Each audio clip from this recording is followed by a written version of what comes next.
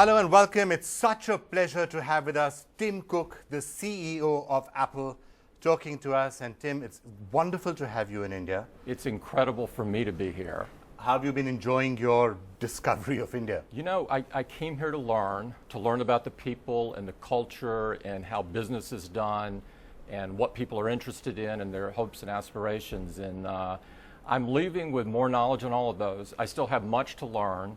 But the thing that has hit me the most is the warmth of the people. I instantly felt like I belonged here and was a part of the community, and that is so uniquely India. Well, you have experienced some of India's key religions. You went to a temple, you met Bollywood, and you went to the cricket match. I did. Do you by now know the difference between deep fine leg and deep square leg? I'm not sure I know them all, but I found it to be unbelievably exciting. Watching the game and just participating in it. You can feel so much energy there, so much enthusiasm. I loved it. I'm totally hooked on it. I'm totally hooked. It wasn't necessarily the most exciting match, the one that you saw. But it was for me. And with the crowd being into it so much, it was really something special. Right. You still have some time, of course, and you're going to be meeting Prime Minister Narendra Modi as well. What would you describe, in addition to getting to know India, what were the key items on your agenda? I wanted to understand from our point of view in the business that we're in, I wanted to understand the infrastructure and the rollout of 4G. We think this is really critical to the progress of the country. And it's also critical in terms of bringing out the life of iPhone and really doing things you couldn't do before. And I'm leaving very encouraged with what I've heard. I think there's going to be a massive change in the usefulness of the cellular networks over the next several months and across the year. So this was one key thing that I've gotten. So when you're talking to the telecom operators, as you are, you're talking to some of the biggest ones, are you really asking them about rolling out LTE faster, or are you also perhaps telling them how about selling Apple products? As happens in America, it's the carriers which are really selling iPhones. Yeah, I'm doing both, is the truth. And as you know, it's difficult for an operator here to sell the product themselves because of the sort of the tax structure, if you will. And so usually it's a retailer that does that. And so the conversations are primarily around the service and the rollouts of 4G. But we've had some interesting discussions about a number of different alternatives. And when you're talking to the government here, is it about the refurbished iPhones that we keep talking about? Is it about Apple stores? Is it both of them? We're taking a step back on India and are looking at India holistically. And number one, what we see here is talent. The talent of the Indian people are unbelievable. And so for us, that means getting the developer community moving on iOS. We've announced an accelerator, which will help do that. We're also utilizing a lot of skills in India for maps, and we've announced a map center yesterday. We're also looking at India from a number of other points of view, like Apple Retail. We see a future for Apple Retail in India. And so we're not just looking at one area, but expanding it to look at many. And I found the government to be really receptive. On the specific issue you're raising on, it's not really refurbished iPhones, it's certified pre-owned. And so what this means is, it's like a new phone because it has a warranty for a new phone. And yes, we would like to do that here. We do it in the US, we do it in Japan, we do it in many different countries around the world. Well, maybe one way of getting that in is to suggest to the government that maybe pre-owned laptops or computers can be used for underprivileged children, supplied to schools, as Apple once did in the United States. Yeah, and as you know, we're doing some of that in India as well. And so I think anything that gets more of Apple technology accessible for more people is really good for the country. The Apple Store question, which I will come back to in more detail later, but is that more or less a done deal now that you will be able to get Apple stores into the country? It's not a done deal yet. We have applied for the right to do that, and we're working closely with the government, and I'm really optimistic about it. We have not been given the green light yet. Right, and the investment that people keep wondering, are you going to be coming in here and making big investments in anything, investing in companies, setting up factories, like you've done in China in the past? Is that something that is still being thought of? Well, we're really doing that. And so as a part of this trip, the MAPS facility will be several $100 million of work. And of course, the investment in the accelerator itself on apps is a major investment. And so all of these things add up to a significant amount of economic activity. Right. I'm going to now try and take you into slightly more detail in some of the issues that Sure. we've touched upon. And I just want to start, first of all, with the key premise of Apple products anywhere in the world, and which is the user interface. That's what you built the entire company on. You should be able to pick up that device and it should have a magical user interface. In India, it doesn't always work. If you were to take out a brand new iPhone and you were to see the icons on the home screen, many of them may not necessarily work, either because of poor signals or because things like, iBooks doesn't work in India, Apple Pay doesn't work in India, and so on and so forth. Wallets wouldn't work, Passbook wouldn't work. How could you solve that problem? Yeah, well, there's a story behind each one of those, obviously. And so let me try to answer it in a little detailed way, because I think that's important with what you've asked. And so in terms of the signal quality, I do truly believe, after spending the week here, that you're going to see a significant difference in 4G and 4G coverage. And I think that many people today that can't do a simple thing like watching a video on their phone, they're going to be able to do that by, in the next several months. And so backing up their data on iCloud. I wouldn't do it. It's a frighteningly risky thing to do, because you won't be able to access it. I believe that there's going to be a massive improvement there. In terms of Apple Pay, we're looking at what to do there. We want to bring Apple Pay to India. We met with some of the banks to understand their perspective on mobile payments. And I think there's an interesting opportunity there, and I'm very encouraged with what I've heard. And so we want to bring every service that we do to India, every one. And also, we also want to deeply understand the market here, and if there's something unique that's needed, we also want to do that. And so, you know what we're about. We're about making the best products in the world that enrich people's lives. And so we're not going to rest until we've done that on an A-plus way. So I guess the question that leads up to is that if you do want to control the user experience from end to end, and that's been Apple's philosophy, do you think it's time that Apple started to look at India from a slightly strategic point of view to try and figure out what are the specific products that might actually work in India? And you might actually have products that are designed for India. This is, after all, one of your key markets. Yeah, and that's a part of what we're doing, really, is we're taking a step back and evaluating everything that we do relative to India. And you can probably see from the itinerary I've got, we're looking at India from a government point of view and what the government's interested in. We're looking at it from a cultural point of view. We're looking at media and how people are consuming media and entertainment. We're looking at the different services people use. We're looking at 4G. We're looking at how we can tap into the huge technical talent pool that's here for both developers and our teams. So when you're looking at India and your plans, how big is it? And is it really because the China story for you isn't necessarily going quite as well as it did? This is the one big billion-person opportunity for you. It has nothing to do with China at all. Although you are slowing in China. We slowed last quarter, and so let's put it in some context. Last year, Apple did $59 billion worth of business in China. And so this is a pretty big number for a foreign company to do. But India is different than China. India is a different place, and so we're going into India very humbly.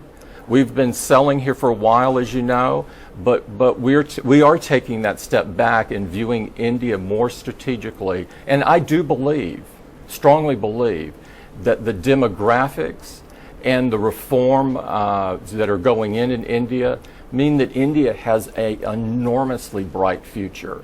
And we would like to be a part of that, and we plan to be. So what would be, if you were to say, if you were to look at the next decade for Apple, if you had to say your top 4 or 5 priorities for Apple, would you say India would be one of them, really strategically looking at you've heard me say that probably on certain public things. Absolutely. We are putting enormous energy in here, but we're not here for a quarter or 2 quarters, or next year, the next year. We're here for 1,000 years. And so we don't, and we're not about making the most. We're about making the best. And so it's those combination of things of thinking for the long term and never lowering the bar on best. Those are the things that we're about. So if I could give you a personal anecdote of how, if you're wanting to think about Apple in India, I perhaps was one of the first people who got back a Mac into the country when I came back from Stanford in 1991. And I can't tell you the struggle it was, because for Apple, India didn't exist. And within India, if you had a Mac, people wouldn't know what that was. And you said you can use it for X or Y and Z. People didn't know what it was. So India was a black hole for Apple. Then Apple started to say, yes, India is important, but from a sales and a marketing point of view. And that perhaps is still what you've done till now. Does your visit signal a shift in that it's not just about sales and marketing, but a strategic view? Yes, absolutely. Now, let me correct one thing, or at least from my point of view. We haven't just viewed India from sales and marketing before, but we are clearly taking a step back. We are clearly viewing India as much more strategic. We're looking at it through a global lens, and everything that we can do with India that may also serve the rest of the world. And I am so optimistic with the conversations I've had and the people I've met. So if I could just go to some of the suggestions Sure. that you might perhaps be looking at, and I'm sure you've had these discussions, and I want to get your take on them. So let's just look at sales and marketing just to start off with. Sure. Take marketing. Now, many of the companies that have been particularly successful in India have always Indianized themselves. They've almost become Indian companies. If you go out and ask people, Samsung, LG, Bata, they'll say, yeah, these are all Indian companies, even if they're not. If you look at Amazon's ads, they are saying, we Indians. And that's what they're doing. But if yesterday you were to watch one of the Apple ads in India, you've got, it's a very nice ad about a Muppet, you know, cooking chocolate chip cookies and asking Siri to set a timer. The Cookie Monster. The Cookie Monster. It's wonderful, but the question is, does that really have affinity with India? Yeah. So do you need to Indianize to a greater extent? We have to thoroughly understand the market, and but let me sort of differentiate for a minute. I don't believe personally in trying to be something you're not. I think we are what we are. We're a California company.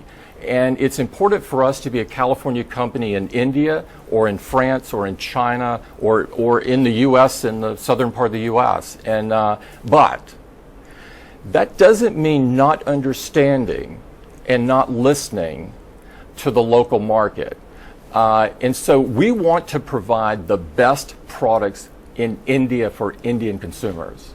And that clearly means having a deep knowledge and communicating in a way that makes sense. And perhaps the Cookie Monster is not the best example of that.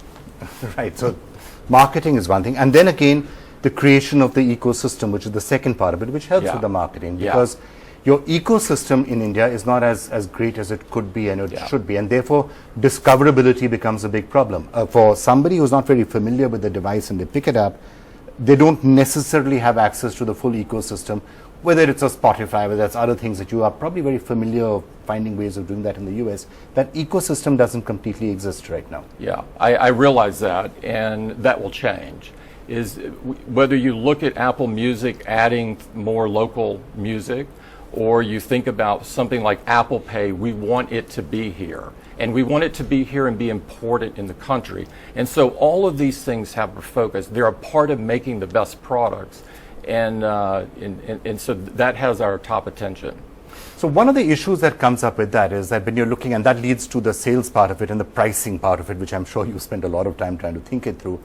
The problem is really this: when you're trying to sell an iPhone in India and somebody picks up that phone, it's expensive. Even in dollar terms, it's expensive because you have taxes in India. And then you don't necessarily have all of the functionality that you would in the US. So you've got an iPhone here, which is more expensive than it is in the US, with less functionality than it would have in the US, and in a country where purchasing power is a fraction of what it is in the US. And that sets up a problem for you in being able to scale it. Yeah, the challenge there is the duties and the taxes and the sort of the compounding of those. It takes a price and it makes it very high. Our profitability is less in India, materially less. But still, I recognize the prices are high. We want to do things that lower that over time to the degree that we can, and so we're looking at a number of different things. What we wouldn't do is lower our quality bar. And so we're only going to make a product that we think is a great product. And that means that we're not going to compete in some of the other price bands. And I don't think that's what people want from Apple, though. We've never been about making the most. Yeah, you could either have make that user experience perfect or then compete on prices. And the problem with competing on prices, of course, is your profit margins start to erode further. And that must be what a lot of people are asking you. Yes. Could you ever come in and compete with Android phones at the 12,000 rupees or 15,000 rupee price point? Again, we're about making the best. And that doesn't mean, that means that we're not going to play in some of these other price points. We would never make a product that we're not proud of. And so I don't want to be in those markets. I don't have a desire to be in those. But what I want is, I want really the consumer in India to be able to buy at a price that looks like the U.S. price. That would be my objective. And I want the user experience to have all the services. Right. And I want to make sure that if there's something very unique in the country, that I've realized that and thought through that in the product. Right. So, and the user experience. So is it possible, I'm going to put you on the spot out here, Yep. Is it possible that 1 year, 2 years from now, you could be coming back to India, going on the stage and saying, and one more thing, here is an India phone. Here's a product that's designed for a country like India at a price point that works for India, with a user experience baked into it, which is as good as anybody would be able to experience. Is that something that you would ever consider? You know, we never talk about the future, as you know. We just don't get into, but conceptually, what we've found around the world is that there are lots of people around the world that do want the best product. And so we haven't found a great need to change the hardware. We have found a great need to understand the services that people are using and make sure those are integrated in a different way. And I think we can do a much better job in India on that. But you know, every country is different, and I'll tell you one area in which India is particularly different, which I'm sure you're already keeping in mind. You are going to see a massive surge in internet penetration in India. You're going to get 400 million fresh people. Absolutely. Who are all going to suddenly come on and get devices. They're all going to be connected to the internet. But, and it's a big but, the next 400 million are very different to the people who are on the internet right now. For starters, most of them probably don't speak English. Most of them are vernacular speaking. They're in Hindi, they're in Tamil, they're in Telugu. And they now are going to be having to open your boxes and find a device that makes sense for them. It's actually a great opportunity as well. I think it's a huge opportunity. And keep in mind, at our core, we're about simplicity. We're about taking the complexity and the technology and bringing it to the background and making the technology empower you to do things you haven't done before. It's about how you feel, how it makes you feel. And so we are perfect for that next 400 million. Yeah. We are the perfect company because you don't need to open an instruction manual to know how to use an iPhone. And we're going to continue to make that just better and better and better over time.